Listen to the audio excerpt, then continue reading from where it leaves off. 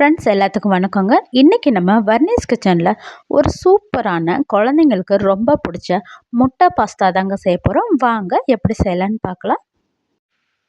அடுப்பில் ஒரு பாத்திரத்தை வச்சுக்கலாங்க. அதில் 5 கப்பு தண்ணி ஊற்றிக்கலாங்க.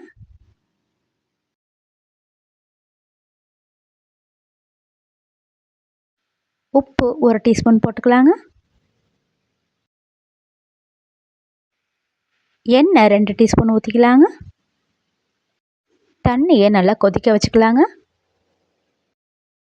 பாஸ்தா 2 கப்பு போட்டுக்கலாங்க.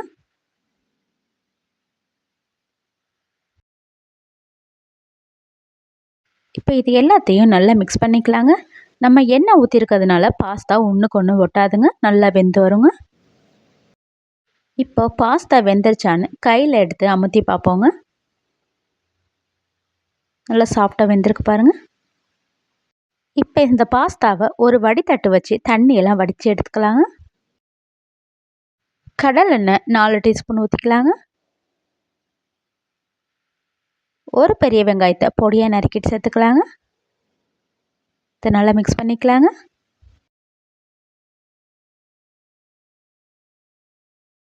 வெங்காயத்தோட கலர் லைட்டாக சேஞ்ச் ஆனதுக்கப்புறம் 2 தக்காளியை வெட்டிட்டு சேர்த்துக்கலாங்க.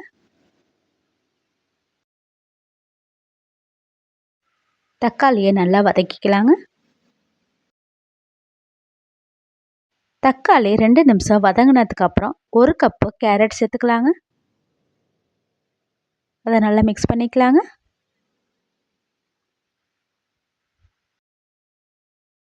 தக்காளியும் கேரட்டும் நல்லா வெந்து வரணுங்க, அது வரைக்கும் நல்லா வதக்கிக்கலாங்க.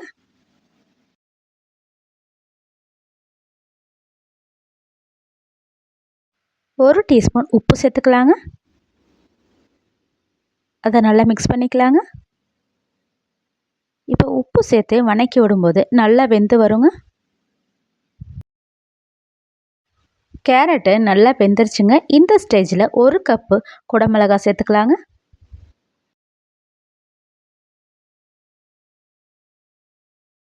இதையும் நல்லா மிக்ஸ் பண்ணிக்கலாங்க. இதை ரொம்ப நேரம் வேக விடக்கூடாதுங்க, ஒரு 2 நிமிஷம் மட்டும் லைட்டாக வதக்கி விட்டுறலாங்க. ஃப்ரெண்ட்ஸ், இது வரைக்கும் வர்னிஸ் கிச்சனை சப்ஸ்கிரைப் பண்ணாதவங்க சப்ஸ்கிரைப் பண்ணி வச்சுக்கோங்க ஃப்ரெண்ட்ஸ். அப்படியே பக்கத்தில் உள்ள பெல் பட்டனை கிளிக் பண்ணிக்கோங்க. அப்போ தாங்க நான் போடுற எல்லா வீடியோ உடனுக்குடனே வருங்க. 1 டீஸ்பூன் மிளகாத்தூள் சேர்த்துக்கலாங்க. 1 டீஸ்பூன் மல்லித்தூள் சேர்த்துக்கலாங்க. இதையும் நல்லா மிக்ஸ் பண்ணிக்கலாங்க. நம்ம கிச்சனில் ஆல்ரெடி மிளகாத்தூள் மல்லித்தூள்லாம் எப்படி அரைக்கிறதுன்னு அரைச்சி ரெசிபி போட்டிருக்கோங்க ஃப்ரெண்ட்ஸ். அதே மாதிரி அரைச்சி வச்சுக்கோங்க, ரொம்ப யூஸ்ஃபுல்லாக இருக்குங்க. இந்த ஸ்டேஜில் 2 முட்டையை உடச்சி ஊற்றிக்கலாங்க. அதையும் நல்லா மிக்ஸ் பண்ணிக்கலாங்க.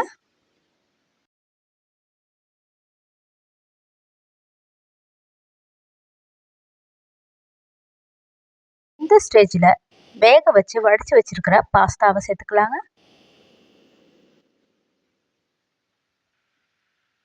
அதையும் நல்லா மசாலாவோடு சேர்த்து நல்லா மிக்ஸ் பண்ணிக்கலாங்க.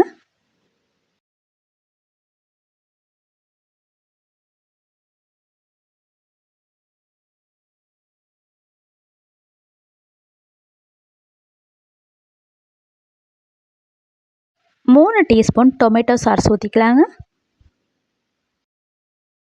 இது ஒரு சூப்பரான காலை மற்றும் இரவு உணவுங்க. இந்த பாஸ்தாவை இதே மெத்தடில் இதே அளவுகளோடு செஞ்சு கொடுங்க.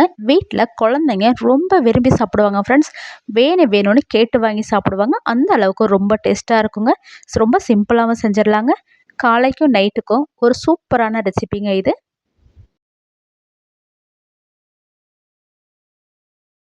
ஒரு கைப்பிடி கொத்தமல்லி தழை தூவி அடுப்பை ஆஃப் பண்ணிக்கலாங்க.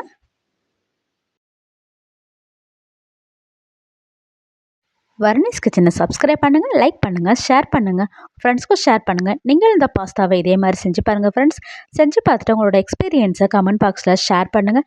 சப்ஸ்கிரைப் பண்ணும்போது பக்கத்தில் உள்ள பெல் பட்டனை கிளிக் பண்ணிக்கோங்க ஃப்ரெண்ட்ஸ். அப்போ தாங்க நான் போடுற எல்லா வீடியோ உங்களுக்கு ஒன்றுக்கு ஒன்றே வருங்க. Thank you friends. தேங்க்யூ ஃபார் வாட்சிங்.